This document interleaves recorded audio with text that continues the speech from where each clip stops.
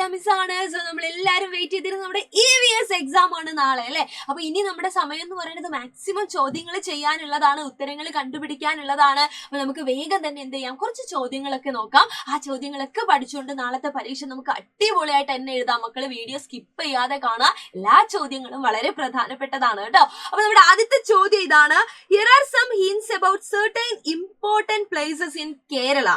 Identify the respective districts where these places are located and mark them in the map given. Okay, അപ്പൊ എന്താ ചോദ്യം എന്ന് പറഞ്ഞു കഴിഞ്ഞാൽ ഇവിടെ ഇതാ കുറേ പോയിന്റുകൾ, കുറേ സൂചനകളൊക്കെ തന്നിട്ടുണ്ട്. ഈ ഓരോ സൂചനകളും ഓരോ പ്രത്യേക സ്ഥലങ്ങളാണ് അല്ലെ. അത് ഏത് ജില്ലയിലാണ്, അത് ഏത് ഡിസ്ട്രിക്റ്റിലാണെന്ന് മക്കള് കണ്ടുപിടിക്കണം. എന്നിട്ട് നിങ്ങൾ എന്താ ചെയ്യേണ്ടത് എന്നറിയോ? നമുക്ക് ഒരു മാപ്പ് തന്നിട്ടുണ്ടാവും, നമ്മുടെ ക്വസ്റ്റ്യൻ പേപ്പറിൽ ഒരു മാപ്പ് തന്നിട്ടുണ്ടാവും. ആ മാപ്പിൽ നമ്മൾ ഈ ജില്ലകളെ കൃത്യമായിട്ട് മാർക്ക് ചെയ്യണം. അതാണ് നമ്മുടെ ക്വസ്റ്റ്യൻ എന്ന് പറയുന്നത്. അപ്പൊ നമുക്ക് നോക്കാം അല്ലെ, ഏതൊക്കെയാണ് സൂചനകൾ എന്ന് തന്നിട്ടുള്ളത്. ക്വസ്റ്റ്യനിൽ തന്നിട്ടുള്ളത് ആരൊക്കെയാണ്? ഒന്നാമത്തത് ഇതാ നമ്മുടെ കോവളം ബീച്ചാണ്, വിനോദസഞ്ചാര കേന്ദ്രമായിട്ടുള്ള അല്ലെ, വളരെ പ്രശസ്തമായിട്ടുള്ള നമ്മുടെ കോവളം ബീച്ചാണ്. അതുപോലെ കോവളം ബീച്ച് ഏത് ജില്ലയിലാണെന്ന് നമ്മൾ കണ്ടുപിടിക്കണം. ഓക്കെ, ഏത് ജില്ലയിലാണ്? നമുക്കറിയാം തിരുവനന്തപുരം ജില്ലയിലാണ്. അതുപോലെ നമ്മൾ എന്ത് ചെയ്യണം, അത് നമ്മുടെ മാപ്പിൽ മാർക്ക് ചെയ്യാൻ വേണം. അതാണ് നമ്മുടെ ചോദ്യം. ഓക്കെ, മിസ് ചോദ്യം പറഞ്ഞതാണ് മക്കൾക്ക്. നമുക്ക് ആൻസറിലേക്ക് പോവാം കേട്ടോ. അടുത്തത് കൊച്ചി പോർട്ടാണ്, അറബിക്കടലിന്റെ റാണി എന്നറിയപ്പെടുന്ന നമ്മുടെ കൊച്ചി തുറമുഖം ഏത് ജില്ലയിലാണ്? എറണാകുളം ജില്ലയിലാണെന്ന് നമ്മൾ കണ്ടുപിടിക്കുന്നു. എടയ്ക്കൽ കേവ്സ് അല്ലെ, എടയ്ക്കൽ ഗുഹ നമ്മുടെ വയനാട് ജില്ലയിലാണ്.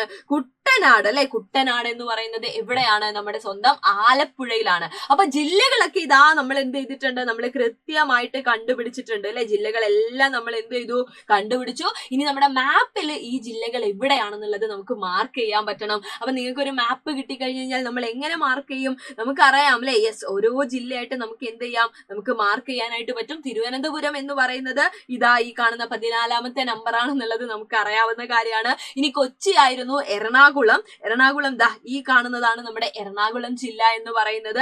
ആൻഡ് നെക്സ്റ്റ് എന്താണ്? വയനാട് എന്ന് പറയുമ്പോൾ ദാ ഇവിടെ കിടക്കുന്നു നമ്മുടെ വയനാട് ജില്ല.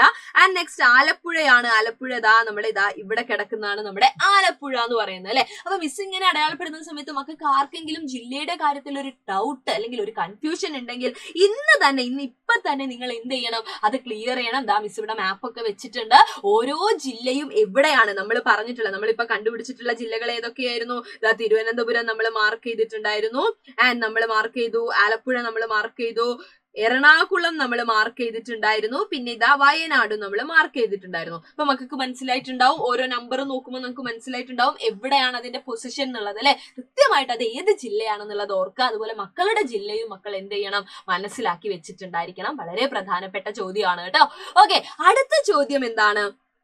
Which direction does the top of a map hanging on a wall indicate? നമ്മൾ എപ്പോഴും പറയാറുണ്ട് അല്ലെ, ചുമരിൽ തൂക്കിയിട്ടിരിക്കുന്ന ഒരു ഭൂപടം ഉണ്ട്, ഒരു മാപ്പ് ഉണ്ട്. അതിന്റെ ടോപ്പ് എന്ന് പറഞ്ഞാൽ ഏറ്റവും മുകൾ ഭാഗം ഏത് ദിക്കിലേക്കായിരിക്കും എന്നാ ചോദിക്കുന്നത്.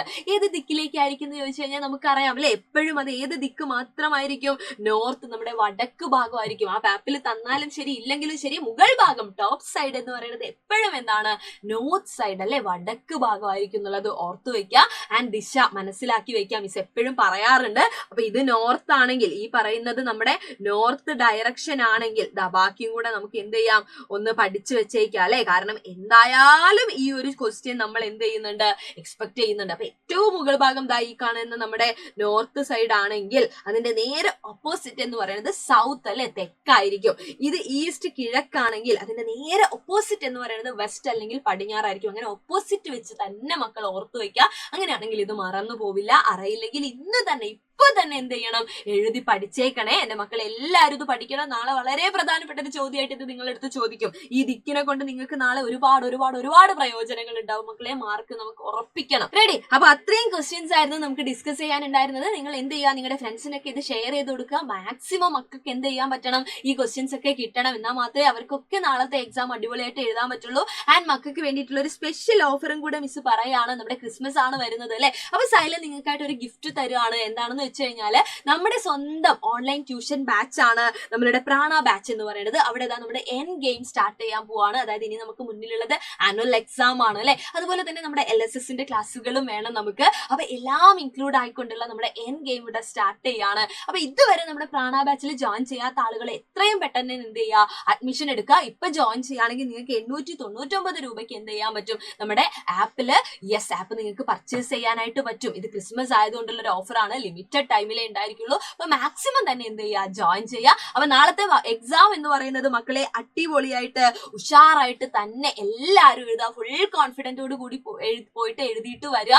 ഒരു പ്രശ്നവും ഉണ്ടാവില്ല. ഓക്കെ, അപ്പൊ എല്ലാവർക്കും മിസ്സിന്റെ ഓൾ ദ ബെസ്റ്റ്. നമുക്ക് വീണ്ടും കാണാടാ. ബൈ.